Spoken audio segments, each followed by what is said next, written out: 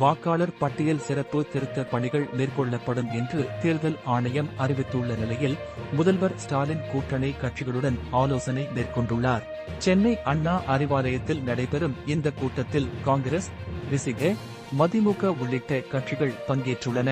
கோவை, கரூர், ஈரோடு உள்ளிட்ட கொங்கு மாவட்டங்களின் தேர்தல் பொறுப்பாளராக முன்னாள் அமைச்சர் செந்தில் பாலாஜி திமுக தலைமையால் நியமனம் செய்யப்பட்டு இருக்கிறார். இதை அடுத்து மாவட்ட செயலாளர்கள், எம்எல்ஏக்கள், ஏன் சில அமைச்சர்கள் கூட செந்தில் பாலாஜியின் ஆதரவாளர்களாக மாறியிருக்கின்றனர். அதே நேரத்தில் செந்தில் பாலாஜி மீது சில சீனியர்கள் கடும் கோபத்தில் உள்ளதாகவும் சொல்லப்படுகிறது. ஒருபடி மேலே போய் சில நிர்வாகிகளை ஒருமையில் பேசி ஸ்டேட்டஸ் வைத்திருக்கிறார் முன்னாள் அமைச்சர் ஆன என். ராஜா. இந்த சம்பவம் திமுகவில் பரபரப்பை ஏற்படுத்தியிருக்கிறது. சென்னை உயர்கல்வியில் சிறந்த மாநிலமாக தமிழ்நாடு விளங்குகிறது எனவும், உலகம் என்ன வேகத்தில் ஓடுகிறதோ அந்த அளவிற்கு நாமும் ஓட வேண்டும், எங்கு சென்றாலும் துணிச்சலாக நேர்மையாக அறத்துடனும் செயல்பட வேண்டும் என தமிழ்நாடு முதலமைச்சர் மு. ஸ்டாலின் மாணவர்களுக்கு அறிவுறுத்தியுள்ளார். சென்னை எடப்பாடி பழனிசாமியுடன் விஜய் கூட்டணி பேச்சுவார்த்தை நடந்து கொண்டே இருப்பதாகவும், இன்னும் இழுபறியில் உள்ளதால் ஒரு சுமூக முடிவு எட்டப்படவில்லை என்றும் பத்திரிகையாளர் அந்தணன் தெரிவித்துள்ளார். மேலும் தவக விஜய் ஒரு சில விஷயங்களை மாற்றிக்கொண்டால் மிக சிறந்த அரசியல்வாதியாக உருவெடுப்பார் என்றும் தன்னுடைய கருத்துக்களை அந்தணன் கூறியிருக்கிறார். சென்னை மற்ற அரசியல் கட்சி தலைவர்களை எல்லாம் பேசுகின்ற போது, விழிக்கின்ற போது யாரையும் நான் சகோதரர் என்று சொன்னது கிடையாது.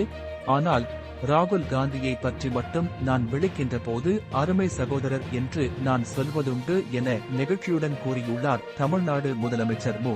ஸ்டாலின். காங்கிரஸ் உறவு நாட்டின் எதிர்காலத்தை காப்பாற்றும் எனவும் கூறியுள்ளார். தஞ்சாவூர் கடும் குற்ற வழக்குகளில் ஈடுபட்டு சிறை சென்றவர்கள் நடத்துகின்ற கட்சியுடன் விஜய் கூட்டணி வைத்துக் கொள்ள மாட்டார். எடப்பாடி பழனிசாமியை ஏற்றுக்கொண்டேன் என்று தமிழக வெற்றி கழக தலைவர் விஜய் கூறவில்லை. எடப்பாடி பழனிசாமியுடன் சேர்ந்தால் தவக தலைவர் விஜய் காணாமல் போய்விடுவார். எடப்பாடி பழனிசாமியுடன் விஜய் சேருவார் என கனவில் கூட நினைக்க வேண்டாம் என தஞ்சையில் புகழேந்தி பேட்டி அளித்தார். சென்னையில் ஞாயிற்றுக்கிழமை காங்கிரஸ் கட்சியின் செயற்குழு கூட்டம் நடைபெற்றது.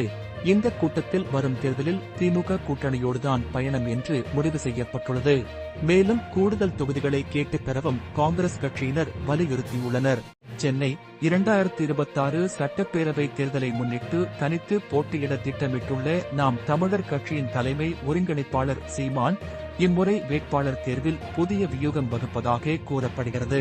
ஆனால் அந்த வியூகம் கட்சிக்குள் கலக குரல்களை எழுப்பியிருக்கிறது. பாதிக்கு பாதி பெண்கள், பிரமாணர்களுக்கு வாய்ப்பு என முழங்கினாலும் பல தொகுதிகளில் சாதி பார்த்து வேட்பாளர்களை நிறுத்துவதாக புகார் எழுந்துள்ளது. சென்னை எஸ். மூலமாக வாக்காளர் பட்டியலில் இருந்து நீக்கிவிட்டால் வும் அதன் கூட்டாளியான கவும் வெற்றி பெற்றுவிடலாம் என கணக்கு போடுகிறார்கள் எனவும், மக்களின் வாக்குரிமையை பறிக்கும் எஸ்.